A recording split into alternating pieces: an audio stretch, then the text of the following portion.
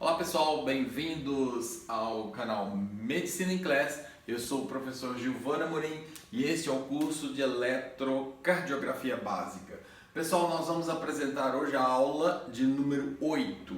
E com a aula de número 8 nós vamos aprofundar um pouquinho num conceito que eu trouxe na aula de número 6. Se fica alguma dúvida eu peço que você volte lá e reveja a aula, que é o cálculo dos eixos cardíacos. Como nós vamos utilizar de mais de uma aula para fazer esse cálculo, nós vamos caminhar bem devagarinho. Normalmente é um tema que causa bastante dúvida, que causa bastante confusão na nossa cabeça, então eu chamei de cálculo de eixos cardíacos 1, já que a gente vai explorar isso em algumas aulas.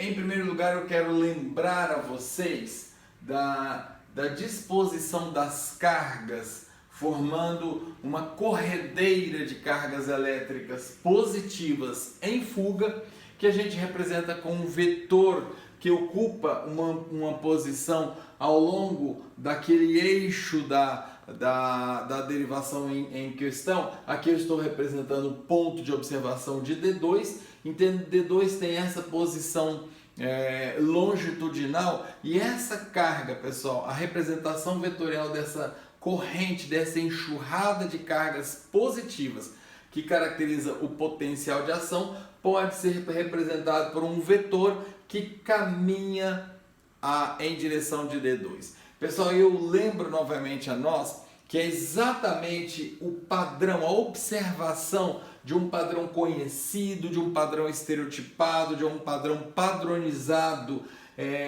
tanto de direção quanto de potencial desse vetor elétrico, que permite que nós reconheçamos o normal e façamos diagnóstico das mais diferentes condições cardiológicas, como aumento de cavidade ou bloqueio de condução. Então, eu volto a repetir, a gente observa o comportamento do pool de cargas como um todo e não identifica, por exemplo, distúrbio de condução localizado como distúrbio de condução do ramo direito. Então, quando eu olho para um traçado eletrocardiográfico e identifico que há um padrão de bloqueio de ramo direito, não é que eu percebi a interrupção, literalmente a interrupção do ramo direito, mas que o comportamento desse conjunto vetorial tem uma distorção tal que entra num estereótipo, que entra no modelo reconhecível como bloqueio de ramo direito.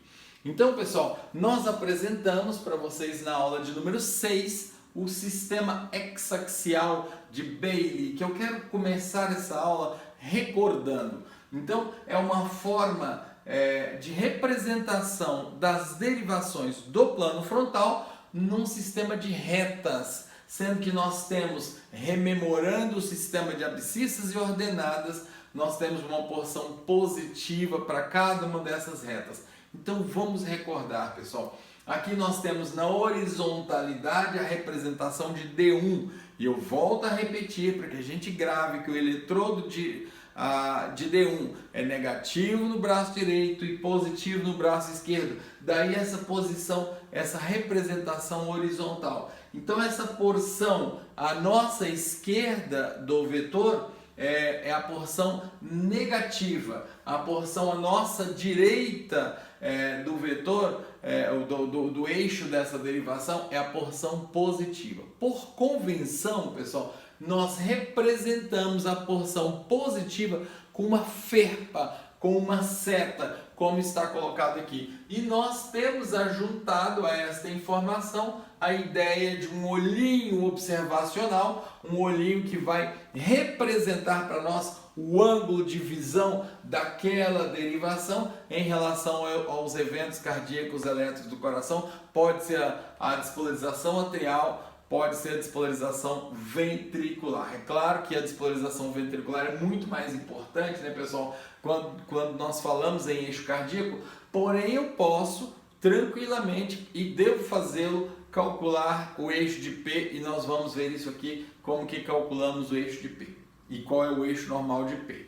Muito bem, já há uma derivação que faz uma disposição diametralmente oposta a D1, que é exatamente a VF. Então, pessoal, aqui tem um recurso muito importante que eu quero recordar com vocês que é o reconhecimento do sistema cartesiano de abscissas e de ordenadas. Então observa, se eu abstrair daqui D1 e AVF, eu tenho um sistema de X e um sistema de Y no sistema cartesiano. Lembrando então que a ferpa de AVF aponta para baixo em ângulo reto, e aqui nós colocamos o olhinho observacional de AVF. Então veja que eu destaquei por cores, pessoal, derivações que vão mantendo esse parzinho diametralmente oposto. Então, eu representei isso para vocês na aula de número 6, mas sempre para recordar, então, D1 e AVF representa essa disposição em eixos de abscissa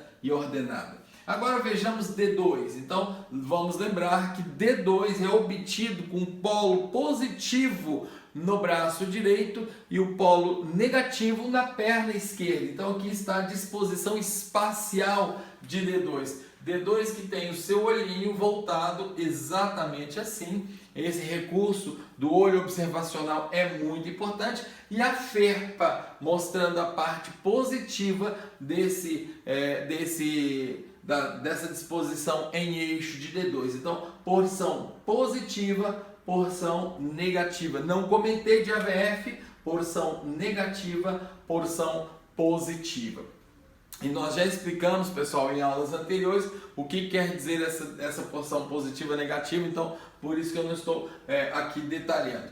Quem forma um ângulo de 90 graus com D2, aqui está identificado na cor verde para facilitar o nosso raciocínio, é exatamente AVL. Então eu preciso representar aqui em AVL uma setinha demonstrando a porção positiva de AVL e aqui mais uma vez representar o nosso olho observacional. AVL essa que guarda um ponto de observação muito parecido, muito familiar ao ponto de observação de D1, guardando 30 graus com ela, como nós já vimos. Então, diametralmente a D2 nós temos AVL, essa é a porção positiva e essa é a porção negativa de AVL. Aqui estão representados o segundo sistema XY, o segundo sistema de abscissas e ordenadas desse complexo hexaaxial, formando então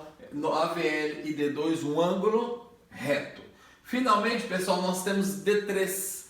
Recordando então, D3 é obtido colocando-se o positivo no braço esquerdo e o negativo na perna esquerda. Então ele vai ganhar esta posição, sendo esta então a porção positiva apontando nessa direção, por isso que o olho observacional de D3 está aqui. Então essa é a porção negativa. E curiosamente, pessoal, D3 forma o seu eixo de abscissas e ordenadas exatamente com AVR. AVR é esse que tem essa posição do olhinho observacional da direita encimada, olhando para baixo, a partir do ângulo, a partir do enfoque à direita.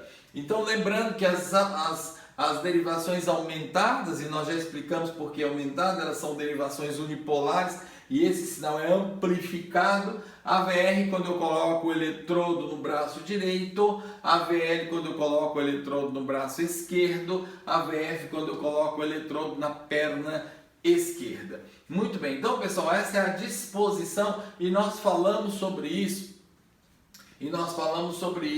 Na última aula. O que eu quero mostrar para vocês agora, nesse primeiro momento, pessoal, para que a gente possa imaginar e identificar a disposição espacial do vetor, é o seguinte: a gente vai fazer uma representação do vetor da despolarização, pode ser da despolarização ventricular, como eu representei aqui, eu representei QRS hipotéticos e de propósito eu amplifiquei aqui a imagem em um D1 hipotético para que a gente entenda. Olha só, pessoal, então da ótica de D1, esse evento de despolarização, ele se inicia com a porção negativa. Então, sobre a ótica de D1, é um vetor que se afasta, tomando momentaneamente esta direção.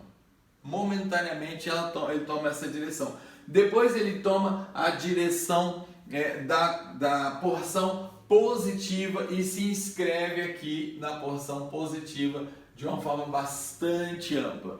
Pessoal, a resultante desse vetor segundo essa derivação é exatamente a diferença entre uma polaridade e outra, claro, predominantemente nesse caso a derivação é a porção positiva. Então aqui eu vou desconsiderar o tamanho, a dimensão, e depois nós vamos falar disso numericamente. Então, do ponto de vista de D1, essa é a representação do vetor da despolarização ventricular, de acordo com o que D1 representou. Vamos ver como é que esse mesmo evento, vamos nos lembrar que esse evento esse QRS é uma observação simultânea, é um retrato simultâneo do mesmo fenômeno sob pontos de observação diferentes. É como se esses olhinhos tirassem fotografia ao mesmo tempo do mesmo evento. Então eu tenho que D2 é um evento também com uma porção positiva e uma porção negativa. Só que em D2 o predomínio é um predomínio discreto da porção positiva. Então eu tenho que, sob a ótica de D2, esse vetor vai se inscrever como um vetor pequenininho na porção positiva, que é a resultante dessa diferença positiva-negativa. Já em D3, mesma coisa, um leve predomínio da porção positiva,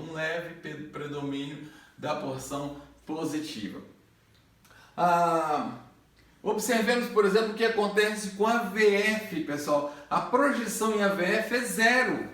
Respeitadas as imperfeições do meu desenho, a porção positiva é igual à porção negativa. A resultante é zero. Então ele vai ficar exatamente no ponto zero entre a porção negativa e a porção positiva de AVF. Não havendo, portanto, uma representação assim como a gente colocou nas demais derivações. A VR tem uma disposição negativa, então ele está projetando aqui em AVR. E por que eu fiz a seta ao contrário, pessoal? Porque é negativo, é um vetor que foge de AVR e ele tem uma magnitude importante. Já falamos que AVF é isoelétrico, a porção positiva está empatada com a porção negativa. E veja, em AVL ele tem também uma disposição positiva.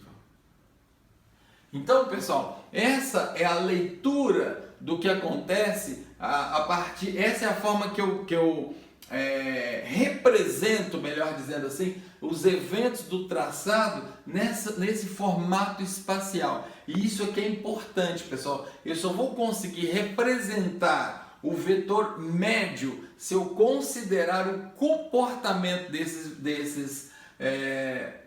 dos vetores nas mais variadas derivações. E o que é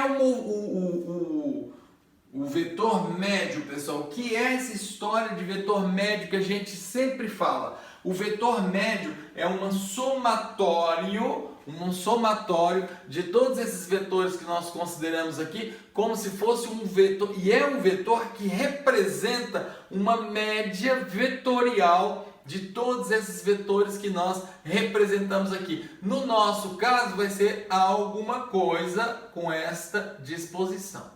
Só que eu não posso, pessoal, ficar com alguma coisa nessa disposição. Eu preciso ter uma forma de trazer um cálculo exato, de um cálculo preciso para esse eixo, que é exatamente o mote desse assunto que nós estamos introduzindo agora. Então, a primeira coisa é representar, entender essa ideia do deslocamento de cargas positivas como uma enxurrada de cargas positivas em fuga, como nós temos dito.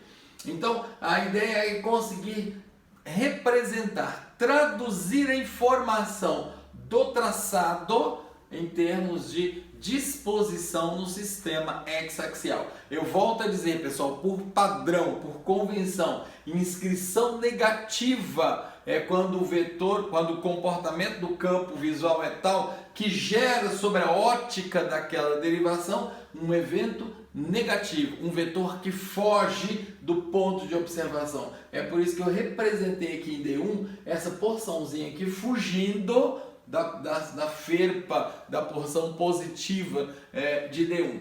Então, observem bem isso que é muito importante. Eu preciso representar porção positiva na porção positiva da derivação.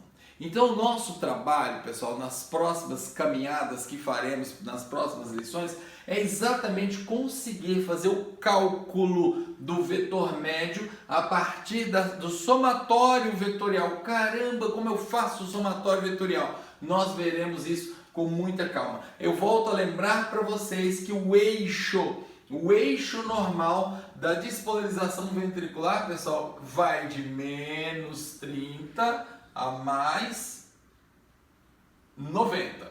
Então esse espaço, esse arco que eu delimitei aqui representa a disposição do eixo normal da despolarização dos ventrículos, o eixo médio dos QRS. Então não importa se ele está aqui próximo de AVL, não importa se ele está coincidente com AVF, ele estando dentro dessa área é um eixo cardíaco normal. Claro, eixo de despolarização médio dos ventrículos direito.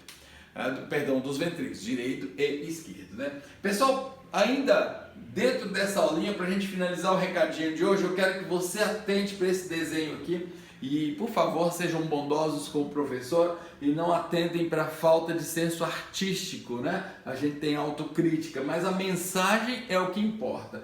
Então, eu preciso traduzir a imagem, porque ela não fala por si, porque falta dote aqui ao artista. Eu imaginei aqui uma montanha, uma cordilheira qualquer. Você pode ser bastante criativo em imaginar a cordilheira que você quiser. Aqui uma posição do Sol, uma posição inicial, um registro do Sol às 8 horas da manhã. E aqui nós temos um obelisco qualquer, pessoal. Nós temos um mastro bastante elevado, que faça diante da projeção, diante da luz do Sol, faça uma projeção importante. Então eu representei aqui em 3, pessoal, o sombreamento desse obelisco quando o Sol está em posição nascente.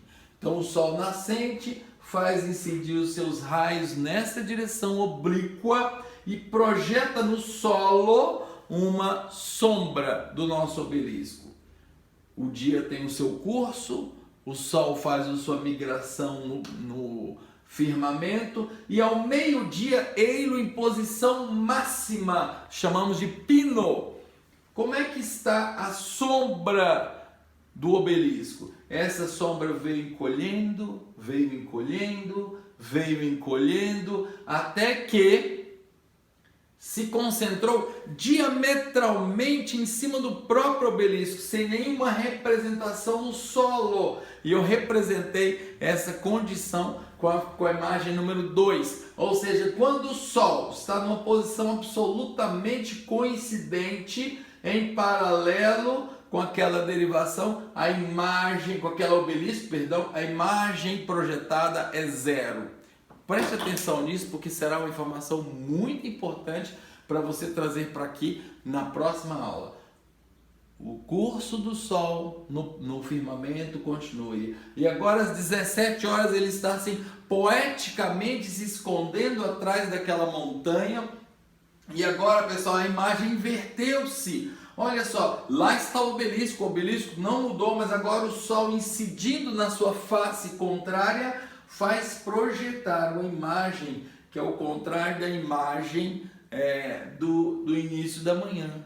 E todas as manhãs o Sol faz essa disposição. O pessoal das civilizações antigas se aproveitaram desse princípio, pessoal, e criaram o primeiro relógio de que se tem notícia, o relógio solar. Me lembro de minha infância, quando eu e meus irmãos criamos experimentalmente um relógio solar. Não funcionava muito bem lá não, mas o princípio é exatamente esse.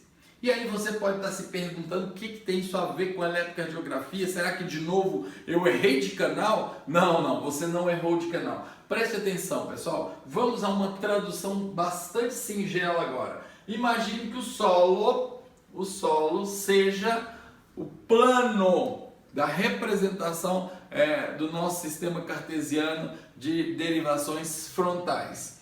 Olha só, quando o Sol está às 8 horas fazendo a sua projeção de sua luz contra o obelisco, existe uma imagem máxima. E quanto mais horizontal no solo for, quanto mais rente à montanha for o nascente, maior é a imagem projetada na banda positiva daquela derivação.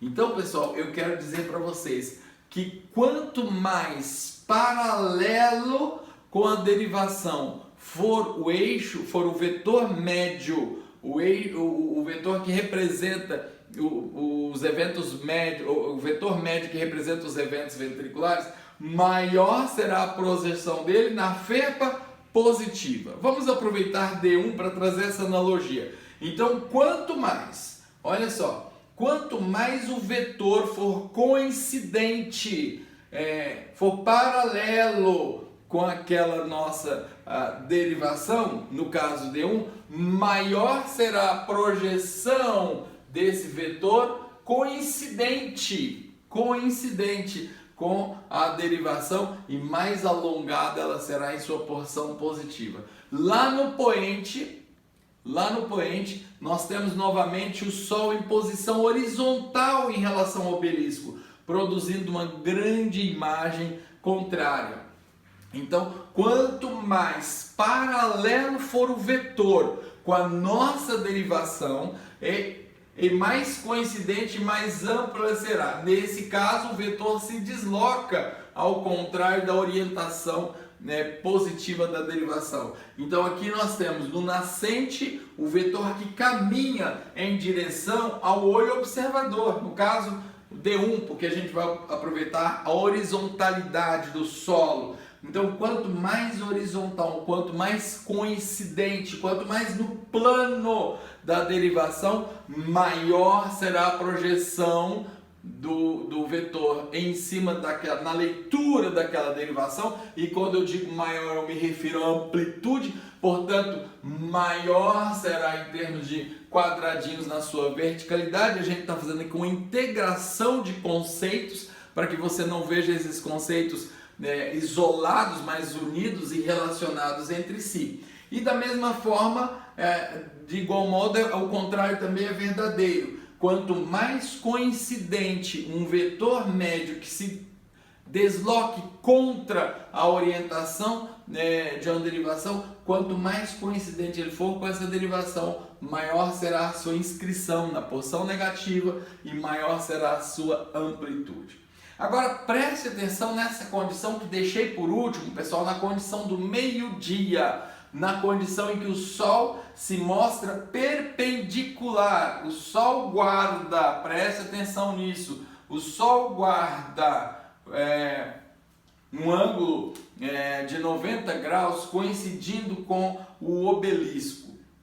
A sombra resultante no solo é zero, pessoal. O que a gente pode aplicar? Quanto mais próximo daquela derivação que é diametral à derivação estudada, nós estamos aqui fazendo a analogia de D1, quanto mais diametral, quanto mais perpendicular o vetor de despolarização, quanto mais perpendicular a derivação, mais ele tende a se inscrever como zero naquela derivação. Então aqui nós temos trazendo para a nossa analogia, nós temos que o Sol ele se colocou alinhado na verticalidade, ele está alinhado com a VF, ele está coincidente com a VF. Ora, pessoal, toda vez que um vetor for coincidente com uma derivação, ele será nulo na derivação diametral. Pessoal, isto é importante. E eu tenho destacado o que é importante em nossas aulas, e eu quero que toda vez que a gente fizer isso, você preste atenção, guarde essa analogia aqui. Então vamos fazer aqui algumas aplicações. Toda vez que o vetor de médio, aqui eu falo do vetor médio do QRS, mas também vale para onda P. O vetor de qualquer atividade, o vetor médio de qualquer atividade cardíaca. Toda vez que o vetor médio for coincidente com a derivação, a projeção dele será nula na derivação diametralmente oposta. Então, se for coincidente com D1, será nula em AVF. Se for coincidente com AVF, será nula em D1. Vamos pegar outro parzinho? Se for coincidente com AVL, será nula em D2. Se for coincidente com D2, será nula em AVR. Será que o terceiro parzinho também eu posso aplicar? Posso. Se for coincidente com AVR, será nula em D3. Se for coincidente com D3, será nula em AVR. Então, pessoal, isso é muito importante e não precisa decorar, pessoal. Eletrocardiografia é lógica, é dedução, é raciocínio, é a utilização de conhecimentos basilares aplicados. Então, para que a gente feche esse conceito extremamente importante, vamos pensar qual é a tradução, então, pessoal, à luz do que nós temos visto. Qual é a tradução de quando uma derivação é coincidente com a outra? É quando ela se apresenta. E de novo, vocês perdoem o dom ausente de artista no professor. Olha só, eu tenho aqui uma derivação qualquer, cuja porção positiva é exatamente igual em número de quadradinhos ou em milivolts que você prefira, é exatamente igual à porção negativa. Então essa porção ela se anula. Nós chamamos isso de isoeletricidade. E há duas apresentações possíveis, pessoal. Uma é essa, a outra é simplesmente fazer um traço isoelétrico. A resultante, a informação desse traçado e desse traçado é exatamente a mesma. A resultante, em termos de diferença de potencial, é a mesma. Então, toda vez que nós tivermos um QRS, aqui de novo trazendo para a realidade dos ventrículos, que é a mais importante, toda vez que nós tivermos uma derivação qualquer isoelétrica, que se autoanula, seja apresentando uma linha isoelétrica, seja apresentando um potencial bifásico, como eu representei aqui, o vetor então será coincidente com o vetor diametralmente oposto. Vamos repetir para entender. Se eu tenho um padrão isoelétrico ou isodifásico que se anula, como eu coloquei o desenho, em AVL, o vetor é coincidente com D2. A recíproca é verdadeira. Se eu tenho isoeletricidade em AVR, eu tenho um vetor coincidente com D3 e a recíproca é verdadeira. Se eu tenho isoeletricidade em D1, o vetor é coincidente com a VF e a recíproca é verdadeira. Então, pessoal, lembrem-se, não do arabesco grotesco do professor, mas da mensagem desse, tão poética, né? Desse desenho. Ele é muito representativo de tudo isso que nós quisemos apresentar para você. Então essa é a base, pessoal, essa é a base do raciocínio. Na aula que vem, na aula de número 9, nós vamos fazer a primeira abordagem do cálculo dos eixos cardíacos. Na aula 10, nós vamos fazer uma rememória das relações métricas do triângulo retângulo que nós precisamos para que na aula 10 a gente faça o cálculo exato. Então, na aula de número 9, nós vamos apresentar um cálculo dedutivo, um cálculo prático, aquele para o dia a dia. E na aula de número 10, nós vamos apresentar uma proposta de um cálculo exato, de um cálculo preciso dos eixos cardíacos. Então, pessoal, esse era o recado de hoje. Esse é um tema extremamente importante. Depois nós faremos uma correlação clínica mostrando qual é a aplicação do conhecimento dos eixos cardíacos, ou seja, qual é a mensagem clínica, qual é a aplicação clínica que tem eu saber que um eixo está desviado para a direita, que é normal, está desviado para a esquerda e tudo mais. Seja os eixos de QRS, que são mais importantes por representarem o grande momento da sístole elétrica do coração, seja o eixo de P, que em determinadas condições é uma informação muito importante para que eu saiba o comportamento da despolarização atrial, inclusive do ponto de vista da direção vetorial. Então, pessoal, estamos juntos, vamos juntos. Obrigado pela presença, obrigado pelo prestígio que vocês têm nos dado, obrigado por nos acompanhar. Se você achou que essa aula foi importante, se te ajudou aí nesse sedimento, nessa sedimentação do conhecimento elétrico-geográfico, deixa aí seu joinha, deixa o seu like. Não se esqueça de se inscrever no nosso canal, bem como ativar o sininho das notificações para que a gente tenha o melhor usufruto das funcionalidades desse canal. Um abraço e até a próxima aula. Tchau, tchau.